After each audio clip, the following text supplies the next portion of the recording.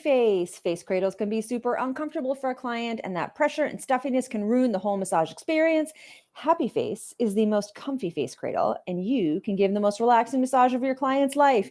The innovative heart-shaped design means less sinus pressure, less eye pressure, less need to adjust mid-massage, no wrinkles or makeup smearing. People love it. It is made in the USA. It is seamless, so it's super easy to clean. And I'm going to add my little editorial here.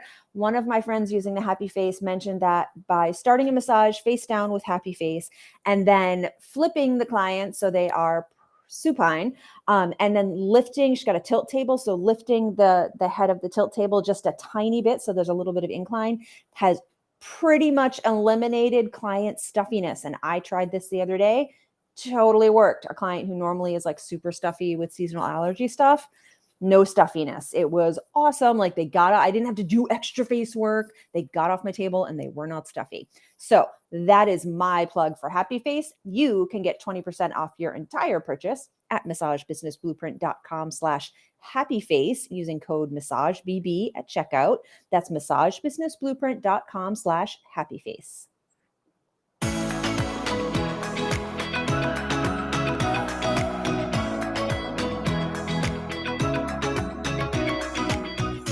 Hey everyone, welcome to the Massage Business Blueprint podcast, where we help you attract more clients, make more money, and improve your quality of life. I'm Michael Reynolds. I'm Melissa Haynes.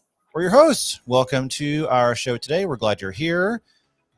Alyssa, I have nothing that I've been reading that's interesting at all. And you have something that sounds particularly juicy. So tell me more about your state. Actually, I have two things. Two things. Okay. I do. I forgot to put one down. So first thing I've been reading is like gardening guides and such, and also the labels on the plants that I buy. So I bought a Scotch broom plant the other day because we're de-lawning.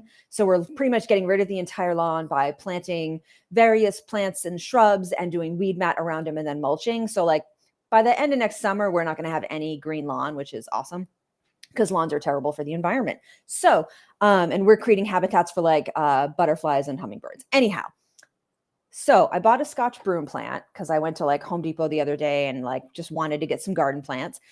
And I brought it home and I put everything I bought into the front lawn. And then I was reading the label later and I looked it up online, and it's a borderline invasive species. It is like almost made the actual official invasive species list for the Northeast. Like last time they re-upped the list like 10 years ago. So this morning I had to dig up my Scotch broom and put it back in the pot, and I'm returning it to Home Depot because invasive species are bad for the environment. Like they start taking over all of the other natural stuff and they mess with the ecosystem. And so pro tip, you should don't just read the labels of the plants at the store. You should look them up online because it's not illegal to sell it because it's not quite on the invasive species list, but it's really close. Pro tip, look things up online before you buy them. So maybe a little less spontaneous gardening. Good to know. Yeah, there you go. It's actually, we're calling it like chaos gardening, which is pretty much like buy a package of seeds of native wildflowers and till the lawn and then throw them on and whatever. Chaos gardening, that's my life. So what I have actually been reading a lot of lately, again, as always, bookmarked in my browser, is my state massage regulations regarding facility licensure and practitioner licensure and standards of practice and documentation. And the most recent reason that I was diving into them is because in a local massage discussion group, someone was like, this potential new client didn't want to fill out the intake form. And what do you do when this happens? And like, it's a great question. Maybe we'll talk about this soon in another podcast episode.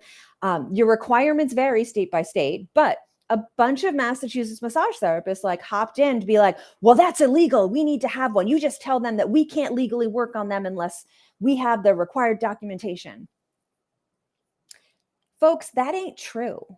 It's just not true. And I was like, I don't think this is true because I told someone that they had to have a written intake a couple of years ago. Like I told this to another massage therapist. And then I went and looked it up and I was completely wrong. Massachusetts does not require a written intake. They actually don't even require massage like documentation of treatments for, and I'm going to air quote this, relaxation massage, which is the stupidest rule ever. But like, again, other podcast episode. But there's a lot of reasons one might ask for an intake and require one, but state law ain't it. Like massage regulations and standards of practice and documentation in the Commonwealth of Massachusetts ain't it, folks. So anyhow, I commented like in the thread and said, listen, it's not required by the state. Here's a link to, and I like literally copied and pasted, section 5:003. And I pasted the link to the state regs. I pasted in that portion of the rules of the regulations. I said, it's not required by the state. Here's where you can verify that. However, here are the reasons you might want to request a full intake. And here's what you could potentially tell a client. And there's this chick in the group who's like arguing with me. She's like, well, you should look at the other woman's comment above. And I was like, I looked at the other woman's comment above and it just says, I think I remember that it's required by the state. I'm like, why are you telling me to look at somebody who thinks they remember something when I'm like literally giving you the regulation word for word that very clearly.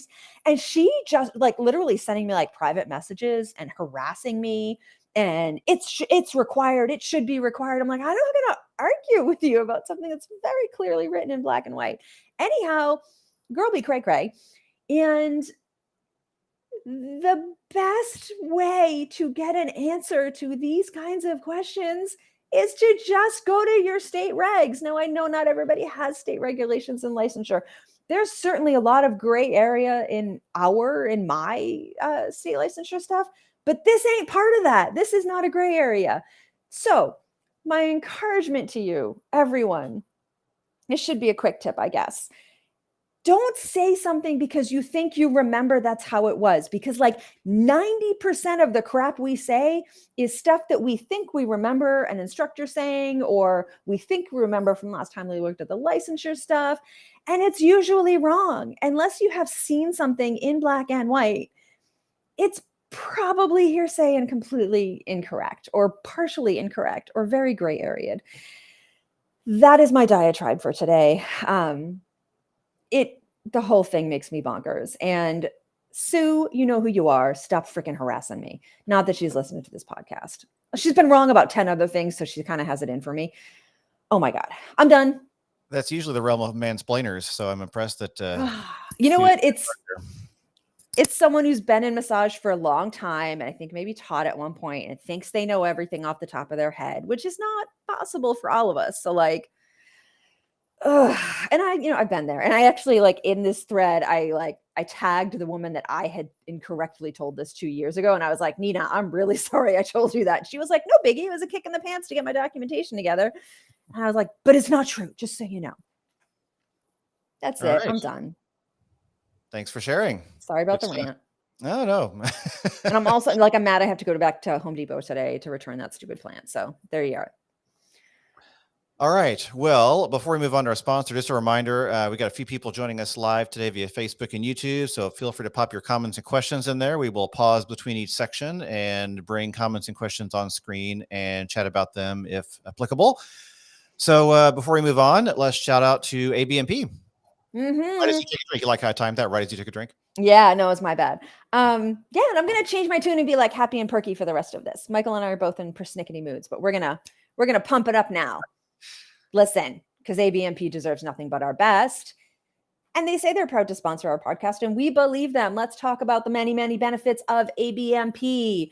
You can access their super awesome, easy to use, fast apps, the ABMP 5-Minute Muscle app and the ABMP Pocket Pathology. If you have last minute things you need to look up when a client comes in the door with a scary condition, or someone comes in and they're like, I have tennis elbow, and you can't remember if that's the top of the elbow or the bottom of the elbow, you can look it up super quick on either of these apps, which you can find at abmp.com/apps. I'm doing a speed ABMP here where I'm covering all three of the things we normally feature individually.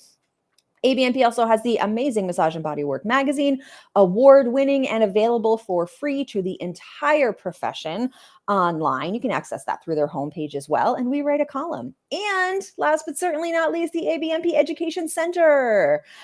600 plus hours of continuing education courses included with your ABMP membership and offered for a ridiculously reasonable price, even for non-members. I will say that buying a course through ABMP as a non-member is actually cheaper than getting a course from the other major organization that charges, even if you are a member. So maybe you should go to abmp.com/learn and check that out. This bit of persnickety was not sanctioned by ABMP, so sorry.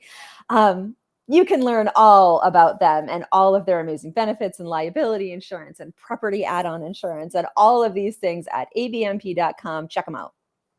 All right. Before we move on, shout out to Marcy, who is joining us today and says, I dropped out of a few LMT groups because of people like Sue. Yeah, no, I've actually left all of the big national groups and stuff because it's not good for my blood pressure. I stayed in the 2 Massachusetts groups, although in this particular, there's two groups, and one of them, I actually can't post an organic post. So I think I must have pissed off one of the organizers, the moderators of that group at one point, because I'm blocked from doing new posts. Sounds about right. Yeah, it sounds good. And but whatever.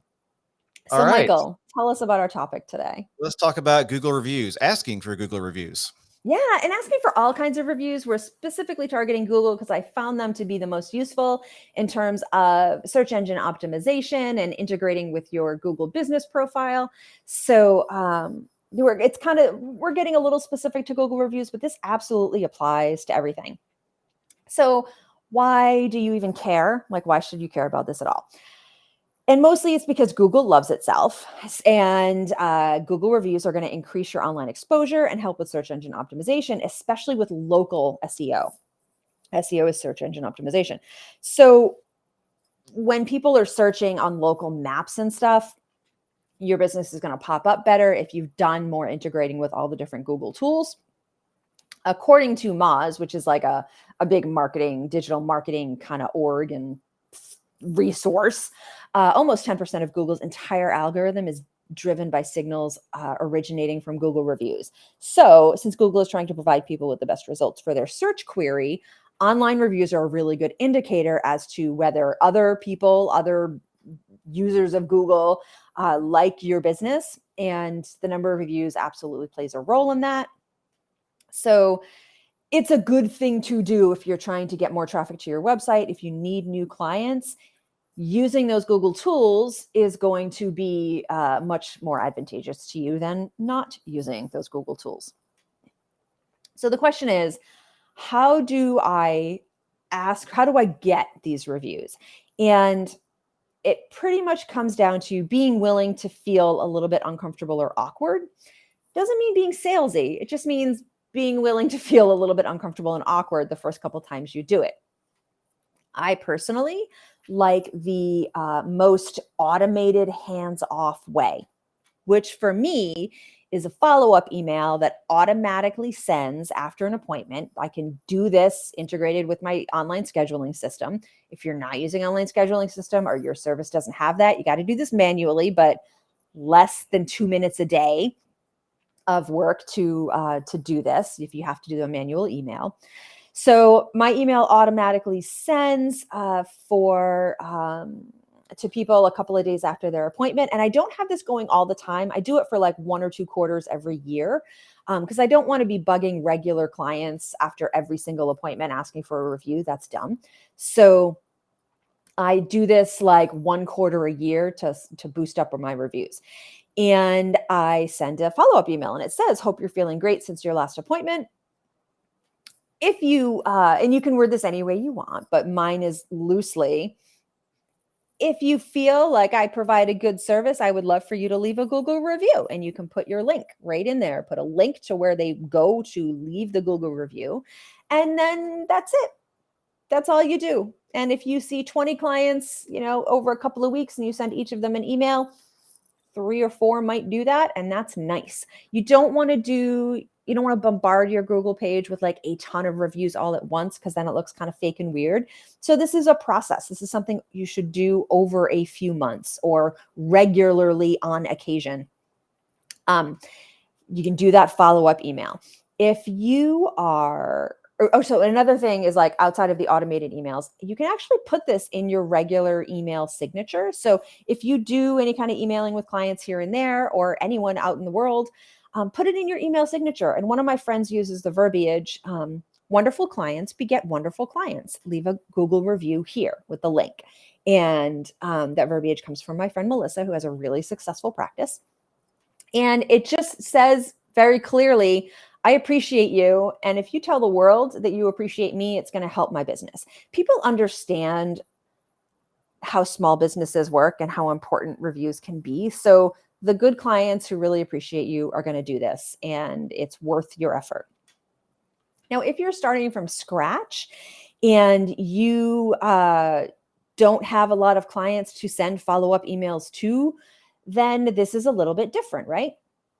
So you can send an email request that says, you can send it to people you've practiced on as when you were a student before you started up, or people you have worked on, whatever, outside of your business, again, kind of as a practice, or colleagues that you have traded with, or friends and family. You can send them an email and say, hey, I'm looking to build up my business a little bit. It would be super helpful for me. It would help people find me online if you could leave a review here, and you give them the link. So sometimes you just have to ask, make it a legit ask. Don't be asking like friends and family that you have not massaged, like make it a legit ask and people that you trust. You could also perhaps set up a trade with another massage therapist, or go and pay or offer a massage straight out to another massage therapist that you maybe know, or maybe have gone and paid for their services, and say, hey, I'm starting up, and it helps if you have a different specialty than them. If you emphasize that, like, you do mostly like migraine work and general work, and I'm doing this other thing like knee rehab. Would you consider coming to get a massage from me and maybe leaving a review for me? That would really help. That is a nice, and you could leave a review for them as well. And that can be a nice way to build up a little collaborative relationship. You can put a small sign at your desk. If you have a QR code, make a QR code, and Michael can talk to you about how to do that. I think we have like a whole episode, or it's a quick tip or something.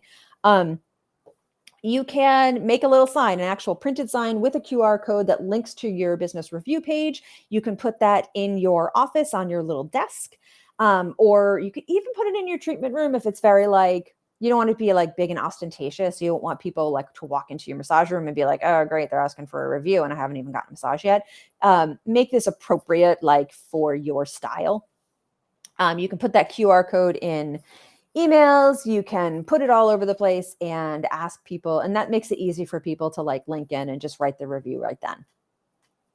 I'm going to wrap this up by saying, again, you just need to be willing to ask. You don't have to nag. You don't have to ask more than once, but I do think it's worth the effort to ask all of your clients one time at least, once a year at least, to leave your review. Just find a way to do it that is most comfortable for you. And again, ask friends and family that you trust, and you won't feel quite as awkward asking. And never, ever, ever pay for or incentivize reviews. Do not offer someone an extra 15 minutes for leaving you a review. If someone leaves you a review, unsolicited or otherwise, do not give them a gift for doing that. Just say thank you. Send them a thank you note, email or written, actual, whatever.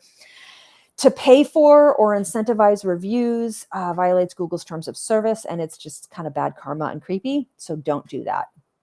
That is what I have to say. Love it. Really, really useful. I think this is probably one of the most impactful things you can do. And it won't be overnight, like you said, but over the course of a few months or a year, when you have this process going, you're probably going to see significant increase in your search engine optimization efforts. So yeah, hopefully. Thank you. Any good comments coming in? We did. Alexander is joining us via Facebook, and he says, SEO is great for me in my business here in Eastern Iowa. Awesome. Alexander's been doing like full-time mobile massage for years and just nailing it. Sounds like SEO is working. Thanks, Alexander. Yeah. Appreciate you stopping by. All right. So before we move on, let's give a shout out to our next sponsor, the Original Jojoba Company. Yay, jojoba. I didn't flip my page with my notes long enough, although I could do this one from memory. Yeah, I'm sure you were expecting I'm going to do this out, but I changed it up a little bit today. That's all right. Here, I'm going to close my eyes and do this from memory. Ready? This episode is sponsored by the Original Jojoba Company. I firmly believe that massage therapists should only be using the highest quality products because it's important for our clients' bodies and important for our bodies. I'm going to editorialize here, still with my eyes closed. I went for a massage yesterday, and I love my local massage therapist, but she uses like sunflower oil she gets at Trader Joe's. And I like get home and I have to like immediately take a shower. And then the bottom of my tub is like slippery and it's terrible. So I'm bringing her a bottle of jojoba next time I go. Oh, that's sweet. Yeah, she's lovely. It's just not a great product. But part of the reason I love jojoba is because it is non-allergenic, which means you can use it on any client and every client safely without worrying about any kind of nut allergy or any kind of allergy. It's also non-comedogenic. So if you've got people with acne issues or they're prone to clogged pores in any way, this is really good for them. It's great for facial massage because of this. If I ever massage people's faces again. Yeah. So you, my friends, I have to actually go to my notes for this because I got a little off track there. 20% off the price of the product because we love you and jojoba loves you when you shop through our link at massagebusinessblueprint.com/jojoba. Thanks, jojoba. All right. Quick tip time. Do you have anything to add, or should I jump in? You go first. You got two of them, and they're going to be a little. The second one's going to be a little ranty, so I'm excited. Okay, I'll try not to be too ranty. Oh, by the way, before we move on, Marcy jumped into the comment here. Marcy says, "Love, live, love." Maybe she meant to say love, love, love, but it says love, live, love. Maybe it's both. Either because I have jojoba where I live. It's in my residence as well for multiple uses. Jojoba life. Yeah. Thanks, Marcy. Love, live, life, jojoba. Jojoba life. Some phrase in there that works. Okay, so first quick, I just spontaneously, I just added this because we talked about QR codes. So yeah, I will share at least the way I make QR codes. There are lots of ways to make QR codes. But the way I use is with the Chrome browser. You don't have to use Chrome all the time, but if you want to make a QR code, just download the Chrome browser. And then when you look at a website, in the toolbar, in the upper right, like at the end of the toolbar, not the toolbar, but the address bar, you'll see a little icon that says like a little QR code square icon. And if you click it, it'll generate a QR code for free. So anytime you want to make a QR code, crack open the Chrome browser, look at the site you want to link to, and then just click that little icon and it'll pop up a QR code you can then download and print and use. So it also has a little dinosaur inside of it. It's really cute, a little dinosaur symbol. So or the little Mozilla dinosaur symbol, because anyway, so that's the way to make a QR code for free. There are lots of ways. That's how I do it. What's your second quick tip, Michael? Okay, my second quick tip is spend some time getting good at managing your calendar. There's probably a whole podcast episode we'll do on this because there's a lot of like logistics about like details of managing your calendar. But I want to say this because I have noticed a pattern of those who are able to get things done and take action and move forward in their businesses and accomplish things generally are able to manage their calendar well. And those who kind of struggle with this and who have challenges getting things done, challenges, just moving forward in their business, there seems to be a pattern that they don't really have a trusted calendar system. They don't use their calendar effectively. They don't put things in their calendar. They don't have reminders. They don't block things off. Maybe they have too many calendars that aren't synchronized together. Maybe they're using half calendaring, half Post-it notes. Like there's a lot of a pattern there when you tie in, accomplishing actions and productivity to calendaring. So I've noticed that, again, there's a real clear relationship between being able to effectively manage your calendar and moving forward in your business. So if you're struggling with multiple calendars that aren't syncing together, or you don't have a good system, or you don't have good habits of putting them in your calendar and making that your trusted landscape of what you're doing day to day, it's really important, in my opinion.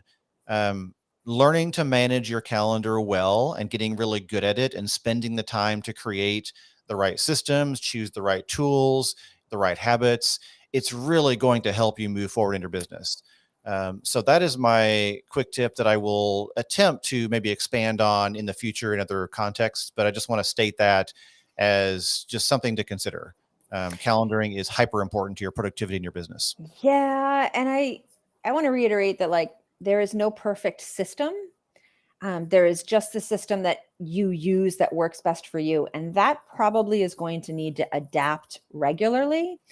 So, and also like these things, they take a little bit of time to kick in. So I live with 3 people who have ADHD, and I'm probably right on the edge of having it myself. So being it's really important that everyone in my house learns good systems for keeping track of their lives. This isn't just a business thing. Because, it sucks to be missing dentist appointments and have to pay for that missed appointment fee. And also it's just a pain in the neck. So learning to utilize a calendar, and I know that some people love paper, and if it works for you, that's awesome. But if you are someone who forgets things, like forgets to look at that paper calendar every day, or forgets to put things in there because you don't have your calendar with you, that definitely indicates maybe the need for something that can alert you to events a little better. So in my world, it's Google Calendar, but there's lots of other people. If you're totally like a Mac person, you could totally use iCal or whatever, Outlook calendars or whatever works well with your device, so that you can set up, when it's important to you, you could set up alerts for things. Now, I do not set up alerts for every event in my calendar. I am not going to forget typically that, or get distracted really early on a Wednesday morning and forget that I have to show up for podcast recording at 9. That's only happened one time, and it's because we changed the time of the recording. But I will absolutely forget that I have an 11:30 meeting today if I don't have my calendar set so that something will ping on my computer and something will ping on my phone. Is there a chance that I am going to be away from my phone or computer and not hear that ping? Sure. Things happen, but that's a much smaller chance than if I'm going to forget the meeting because I don't set up any alerts.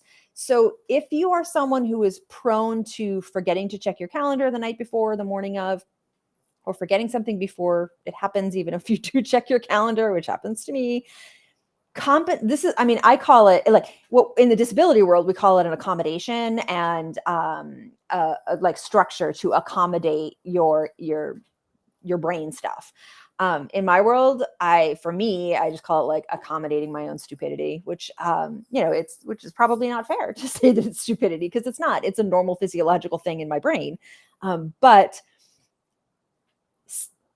we set up a lot of systems to accommodate our weaknesses, and this is one of them. So it's worth spending, even if all your brain can manage is 15 minutes at a time, a couple times a week, to learn, to accomplish the learning curve of using your calendar properly, and properly means as it best suits you. It's worth the effort. I'll add one more sub tip to that related to our community. So if you're a member of Blueprint Mastermind, and actually other systems like this, make use of the little button that says add to your calendar. Like in our community, if you RSVP to an office hours, for example, you'll say, yes, I'm going, and it will pop up and say, hey, would you like to add this to your calendar? And it gives you options to click on Google Calendar or whatever other calendaring systems are pretty common. You can click on that, click a button, and it will add it to your Google Calendar. Many people just don't do that. Like, do that, and then you'll show up to office hours because you remember, because it's on your calendar. Like, make use of those tools. Do everything you can to make it easier for you to manage the stuff you want to do. Yeah. All right. I think we've ranted enough on that, probably. Yeah. And Sakina made a note that she could probably calendar better and is looking forward to a future episode on that. So yeah, we're going to definitely do an episode on that. We will make that happen. We should do a webinar on that. Oh, that would be a good webinar. Okay. We can utilize it and show tools. Yes, that's a good webinar. We're going to do a Google Calendar webinar. It's going to be exciting. There you go. Thanks, Sakina, for the idea. We will run with that. All right. Anything else you would add for today? No, I think we've ranted at people enough. Okay. Are we ready to announce the accountability course? Or is that later? No, we're not ready to announce that yet. Maybe next week. All right. Okay. You know what? Let's teaser this. Listen. Okay. For members of our private community, you're going to get an announcement later today, which is Wednesday, April 20th. So that we're going to be running an accountability group where we have like live meetings and check-in and power hours to accomplish a particular task in our business. So for non-premium community, mastermind community members, if this is something that interests you, you should now is a good time to look into membership at massagebusinessblueprint.com/mastermind, or just go to our main website and click the little mastermind button. And you can learn about our private community, because we are going to be offering this, like, get your crap together, accomplish and finish this project that you want to be finishing. We're going to do an accountability group for it with regular meetings and all of these things.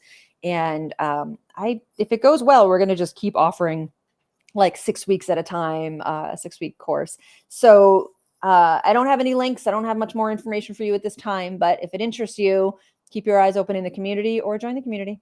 Yeah, and it's a free for 30 days. So you can even just like join and check it out, and maybe pay for a month or two. And I mean, when you stay, but like there's no obligation. Like it's all month to month. You get a free month. Like there's zero like commitment or obligation. So try us out, see if you like it, and it's up to you. So we'd love to have you join. All right. Anything else? Are we finally done ranting? Done. All right. Thanks everyone for joining us today. As always, you can find us at massagebusinessblueprint.com. Whoops, wrong music. Oh my goodness. I'm terrible at my job. All right. So thanks everyone again. Massagebusinessblueprint.com is our website. You can email us at podcast@massagebusinessblueprint.com, and we will see that. And we often, actually always answer. And as always, thanks for joining us today. Have a great day. We will see you next time. Bye.